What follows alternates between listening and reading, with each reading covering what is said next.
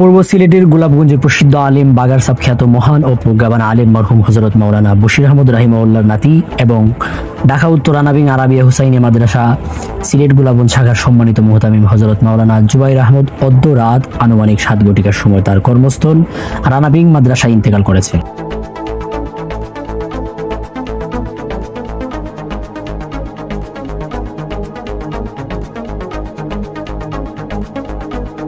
মাওলানা জুবাইর আহমদ বহু বছর ধরে পূর্ব সিলেটে আরেক বিখ্যাত আলেম চকরিয়ার সাব খ্যাত মরহুম হযরত মাওলানা রিয়াসত আলী রাহিমাহুল্লাহ প্রতিষ্ঠিত রানাবিং আরাবিয়া হুসাইনিয়া মাদ্রাসার মুহতামিম হিসেবে দায়িত্ব পালন করে আসছিলেন।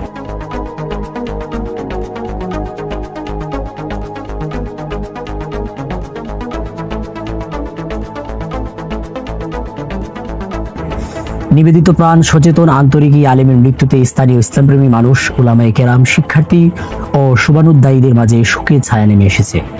আমরা মরহুমের জন্য রাব্বুল আলামিনের দরবারে দোয়া করি, আল্লাহ তাআলা যেন তাকে জান্নাতুল ফেরদাউসের সুউচ্চ মাকাম দান করেন, তার সকল খেদমত কবুল করেন এবং শোকাহত পরিবার, পরিজন, আত্মীয় স্বজন ও ছাত্র সমাজকে এই অপূরণীয় ক্ষতি সহ্য করার তৌফিক দান করেন।